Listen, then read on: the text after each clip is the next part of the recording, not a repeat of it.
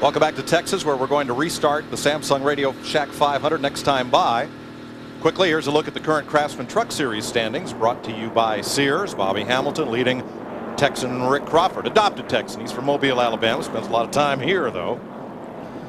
And in the NASCAR Busch Series, after yesterday's O'Reilly 300 presented by Old Spice, Todd Bodine extends his point lead over yesterday's pole sitter Jason Keller.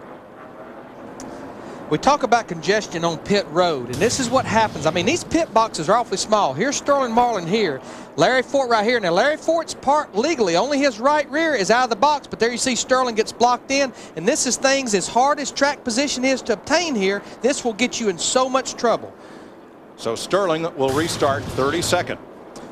Probably a little conversation going on between those teams down there right now. What do you think? 22 cars came to pit road, 21 stayed out. Here we go. Jimmy Spencer in the 7 car looks like he maybe has his problem fixed, but he's 1 lap down. He's the only car to the inside trying to make that lap back up. And that 1 lap down was a penalty for pulling up to pit. Well, we had trouble back here on the restart, y'all. We almost had cars going everywhere. Yeah. And based on what I saw yesterday, they ought to bring some cars to the pit road. There you see the Fox track getting up to speed. Jimmy Spencer right now back on the tail end of the lead lap, 180 miles an hour off turn 2, and this is just getting up to speed. 191 miles an hour at the end of the backstretch off into turn 3. You're right, Darrell. Somebody either missed a shift or spun the tires or just didn't get going. I think it may have been Mark Martin. As I looked up, I saw cars seem to be going around him, and they were going left and right. Let's go to Matt and Jimmy Spencer's pit. We'll talk to crew chief Tom Baldwin Jr. What was wrong with the car, Tommy? Loose oil line?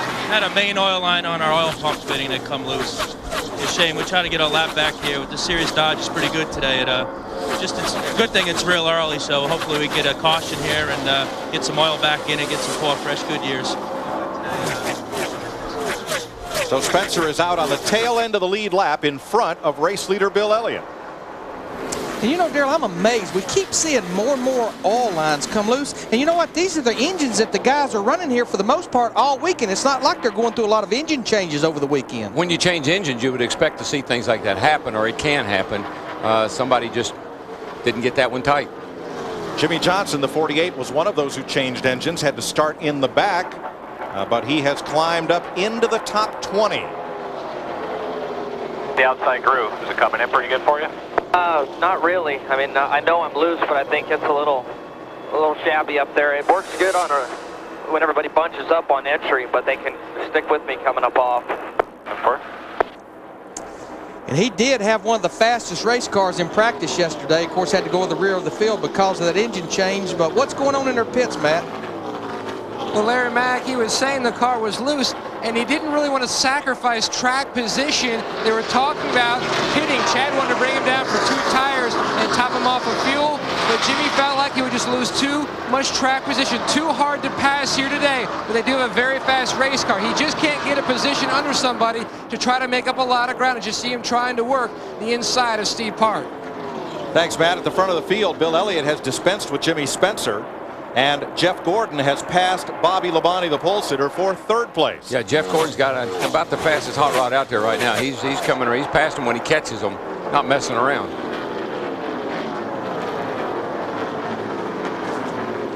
For more on Bobby Labonte, here's Steve Burns.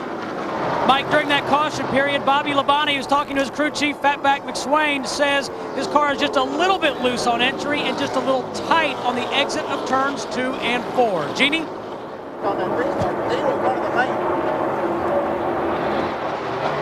Well, Jerry Nadeau, driving for the U.S. Army, is running in 5th spot right now, and he is having radio problems. The radio sometimes works and it sometimes doesn't, so their conversations are abbreviated, which is making it hard for the crew to figure out what they should do on the pit stop that will be coming up.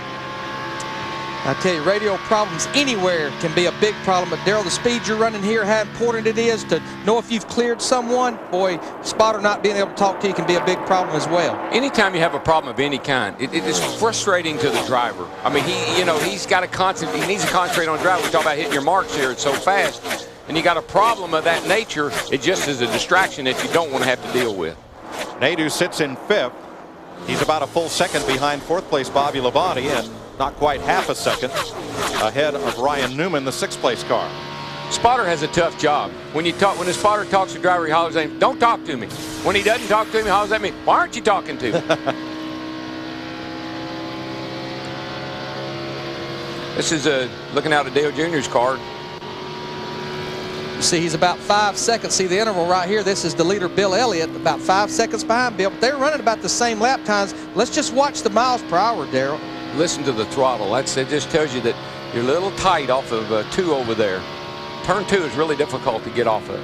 190 miles an hour entering turn 3, and the RPMs, looking at the RPMs right here, only falls down to about 7,500, and that's what we talk about hard on engines. It stays at a high RPM all the way around this racetrack because you're on the throttle so much. 9,000 at the end of the straightaway, 191 miles an hour at the end of that straightaway. Let's go back to that restart. As we talked about, several cars got bunched up in the middle of the pack at about 20th place. Watch the 48 of Johnson just ahead, John Andretti. Oh, yeah, they made some contact there.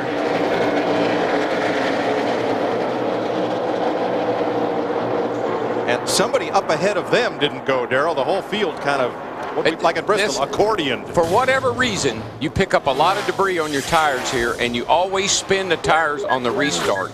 See it time and time again. Somebody will do that. And when you do, then the guy behind you runs into you, or else he checks up and causes everybody to have to scatter. In my opinion, that's what happened yesterday in the Busch race. And then how do you control that when you're coming to take the green? Well, in this case, Casey Mears, the 41, did make an evasive move to the left, to the inside, and gained position, but then waved the car back around and avoided drawing the foul, to use the basketball term. Jeannie? Well, Darrell, talking about guys running into each other, as you mentioned Casey Mears, he said just moments ago on the radio that he knows that he made some contact with Kevin Harvick. The nose of the car is messed up. He says it's not turning good. It is way, way, way too tight. There's some sort of damage. And, Jeannie, that's what happens. You damage the fenders or the nose or anything here at these high speeds, and your car will go junk. I don't see that much damage on the front of that car. It looks pretty clean. He's probably just thinks he feels something because of the contact he made. Darrell, Larry, I've been watching the 97 car, Kurt Busch, last week's winner at Bristol, and he's been having problems. He's been falling back. He's lost almost 12 or 14 positions since this last restart, and to me, it looks like he's having a lot of trouble picking up the throttle. Steve Burns knows why. Mike, we've been listening to the radio communication. Kurt Busch saying that car is great down the straightaways, meaning it has lots of power, but he is very tight from the center off. And Steve, of course, that'll make it look like where it don't have any power because you can't nail the throttle on the exit of the corner. Bill Elliott, our leader in Texas at 30 laps. This is NASCAR on Fox.